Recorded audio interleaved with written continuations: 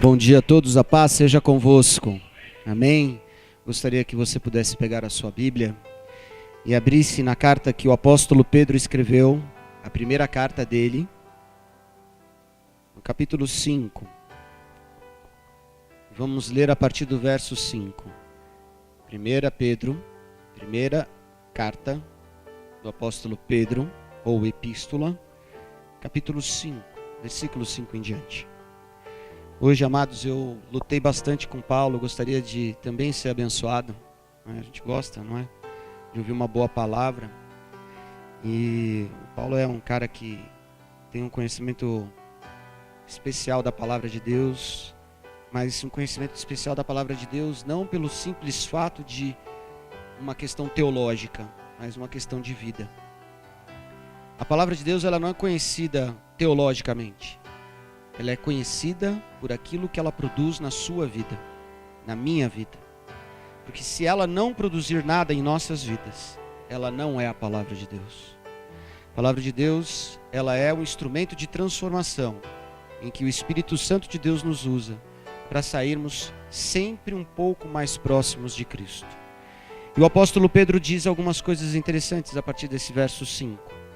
Ele fala assim: rogo igualmente aos jovens, sede submissos aos que são mais velhos. Outros sim, no trato de uns com os outros, cingi-vos todos de humildade. Porque Deus resiste aos soberbos, contudo, aos humildes concede a sua graça. Humilhai-vos, portanto, sob a poderosa mão de Deus, para que Ele em tempo oportuno vos exalte, lançando sobre Ele toda a vossa ansiedade, porque Ele tem cuidado de vós. Sede sóbrios e vigilantes.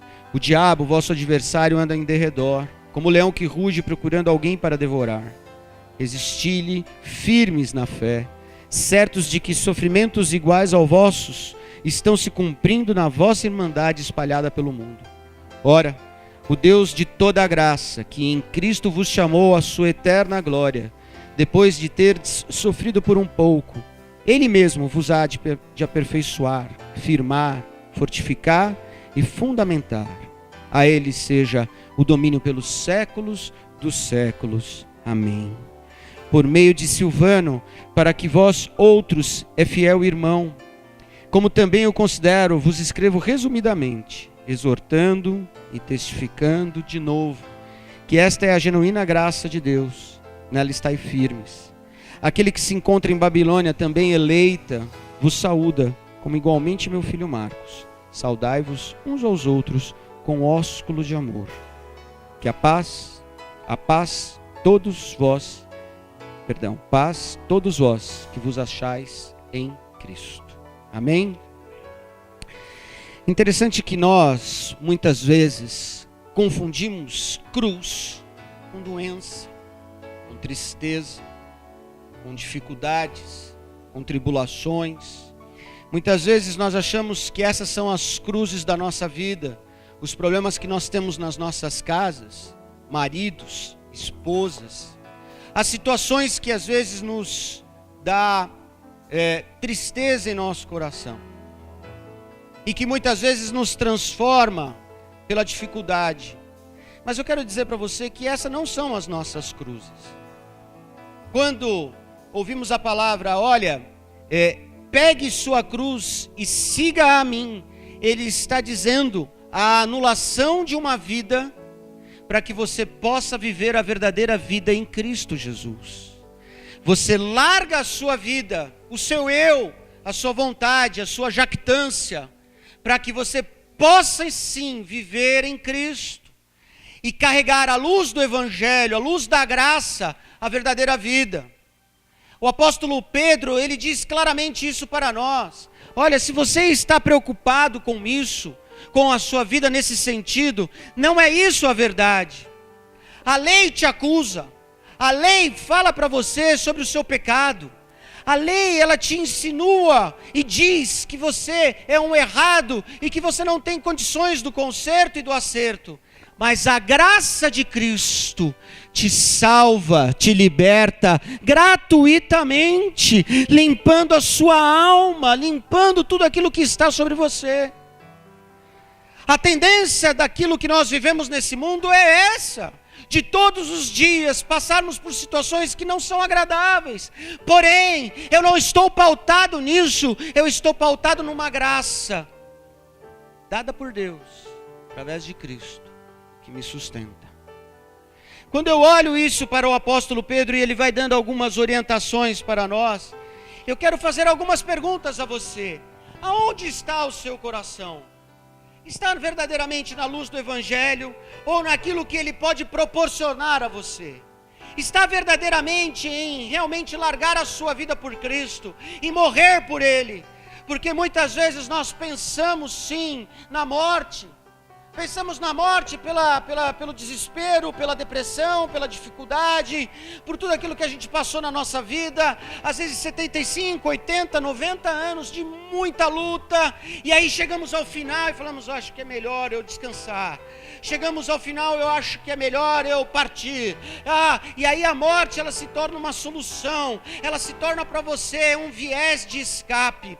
Eu quero dizer para você que você não pode nunca almejar a sua morte, porque em vida ainda há a possibilidade de transformar e ser transformado pela graça de Cristo, e Deus mudar a sua história, e Deus mudar aquilo que você está passando, e Deus trazer sobre a tua vida, não uma graça, mas a presença sobrenatural do próprio Deus em você.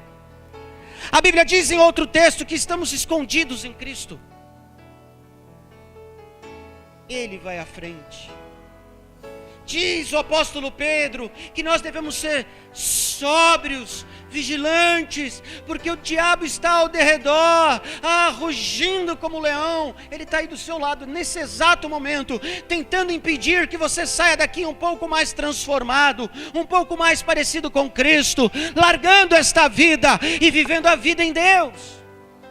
Ele tenta impedir isso todos os dias. Mas eu quero dizer algo a você que ele está bem claro aqui para nós. Resisti-lhes, firmes na fé, porque pela fé sois salvos, pela fé conhecereis a verdade, e pela fé você viverá o caminho, aquilo que está pronto para você viver. Mas pastor, eu fico olhando para essas situações, eu fico olhando o que a palavra diz sobre lei, sobre graça. Amados, a lei não serve nem mais para os judeus, que para eles. Quando eu falo sobre jactância, a palavra jactância quer dizer o seguinte, sobre as pessoas que são altivas, que acham que a qualquer momento podem trazer solução sobre a tua vida.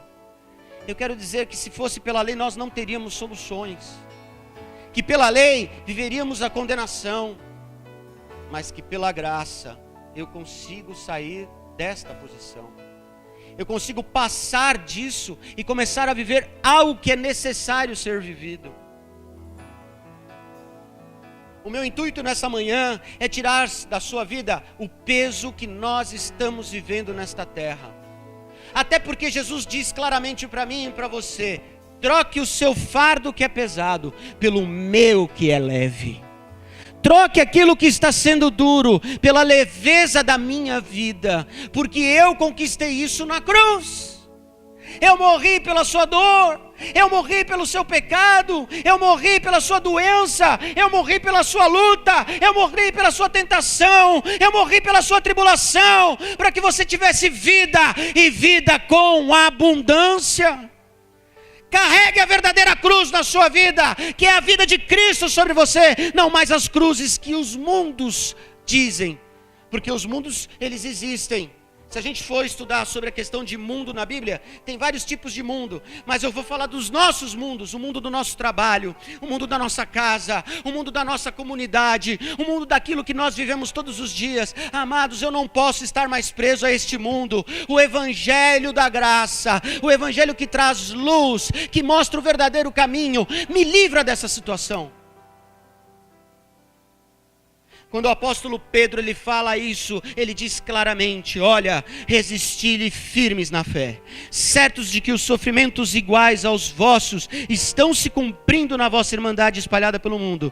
Ora, o Deus de toda a graça que em Cristo vos chamou à sua eterna glória, depois de terdes sofrido por um pouco, Ele mesmo vos há de aperfeiçoar, firmar, fortificar e fundamentar. Se você tem fé e crê em Cristo como Senhor e Salvador da sua vida, esta graça está sobre você. E Ele diz claramente: olha, eu deixo claro que eu vou firmar a sua vida e que você viverá isso sim, o aperfeiçoamento em Cristo. A nossa percorrida na vida não é mais essa, amados, de a gente olhar e ter ou galgar alguma coisa. É importante. Precisamos às vezes ter um pouco de ambição, não essa ambição louca, desfreada, mas a ambição de sermos melhores, de estarmos perto de Cristo. Mas para quê? Como diz a própria palavra, para que nós possamos percorrer e se aperfeiçoar nele. Busque a perfeição em Cristo. Eu lhe garanto uma coisa, muitos dos nossos problemas, ou a maioria deles, está pautado nisso. Buscamos a nossa altivez, as nossas soluções, a nossa perfeição. O que eu acho, o que eu posso, o que eu faço, você e eu não podemos nada. Mas eu tudo posso naquele que me fortalece. Eu tudo posso naquele que me fortalece. E aí o apóstolo Pedro, ele diz: firma-se, meu amado. Ele vai te firmar, Deus firma você. Virão as tempestades, virão. Quem está passando por meio de uma tempestade? Nossa, quanta gente. Eu profetizo que a sua tempestade vai se acalmar no nome de Jesus Cristo. E como diz a palavra, nós podemos andar sobre as águas se for necessário. Você andará sobre as águas e ficará firmes. O apóstolo Paulo em Efésios capítulo 6 diz isso, se não me falha a memória, no versículo 13, ele diz: fique inabalável, fique firme em Cristo. Deus sustentará você. Ele diz mais aqui para nós, ele fala: fortificar. Eu digo para vocês, o pastor Paulo Muniz é um cara novinho, está no auge da sua forma física, não sei se para os lados, não é? Mas ele está no auge da forma física. Eu de verdade, eu não tenho muito pique. Eu faço muita coisa na minha vida, mas muita coisa. Mas às vezes eu vejo o Paulo, eu o invejo de forma santa. Ele tem um pique animal, ele chega de manhã, ele sai à noite, ele vai para lá, ele vai para cá. Às vezes ele pega um pastor lá de Atibaia, liga para ele: vamos para o monte. Aí ele pega e vai para o monte às 2 horas da manhã, no meio da semana. Eu o invejo de forma santa. Eu lembro como eu era assim. Eu era assim, mas hoje eu já não consigo mais a mesma coisa. Meu físico já não suporta da mesma maneira. Eu acho que todos nós podemos falar sobre isso, não é verdade? Nosso físico mudou. Há 30 anos atrás era uma coisa, agora, como dizem, entramos na idade do condor, né, Luiz? Condor aqui, condor ali. Mesmo assim, há a possibilidade de nós termos a vida em Cristo, uma vida em que ela é firmada, fortificada. Deus te fortalece hoje, nesta manhã. Eu profetizo sobre a vida esse fortalecimento, é o fortalecimento da alma, do espírito em nós. Porque, amados, se nós estivermos animados na alma e no espírito, pode ter certeza, virão as dores físicas, mas a gente vai firme, não é assim? Não é? Eu, quando estou correndo com os meus amigos, e eu termino as corridas, né? E às vezes a gente termina as corridas longas, né? Eu estou todo dolorido, né? Não estou cansado, até porque eu tenho uma situação diferenciada. Eu sempre treinei a minha vida inteira, então meu cardiorrespiratório é bom, porém meu físico já não é mais bom. Termina a corrida, eu fico todo dolorido, eu fico imprestável, eu deito e fico lá, mas eu sinto uma alegria imensa no meu coração. Eu consegui terminar a minha corrida. Eu já não entro mais numa corrida para fazer tempo, para melhorar meu tempo. Eu entro numa corrida para chegar ao fim. A sua vida é a mesma coisa. Estamos numa corrida para chegar ao fim, ao autor e consumador da fé, que é Cristo Jesus. E ele encerra dizendo claramente para nós, e fundamentar.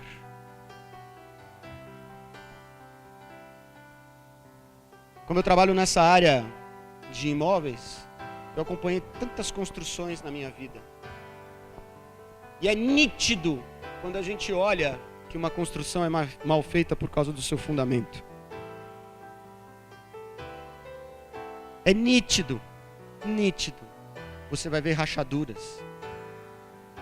A pintura estraga. O telhado mexe. Porque não foi bem fundamentada. A nossa vida precisa ser fundamentada nesta palavra. E se nós não fundamentarmos ela nessa palavra, ela ser verdadeiramente nosso manual de instrução todos os dias, você pode ter certeza que o diabo que está ao derredor, ele vai encontrar a brecha necessária para tentar jogar ou lançar sobre a tua vida alguma situação que te faça se sentir caído. Porque o problema do ser humano é quando ele se sente caído. Quando ele se sente desanimado. O diabo não está preocupado com a sua vida, meu amado. O diabo está preocupado em fazer você caído, porque quando ele faz você caído, ele consegue mostrar a Deus, olha, você não me escolheu, você escolheu estes, olha como eles são caídos. Nós tomamos uma posição que era dele, de adoração. Em nós brilha a graça e a luz de Cristo. E é isso que enerva ele. Não é a sua vida, não é o que você tem. É que você representa um posicionamento na qual ele tinha.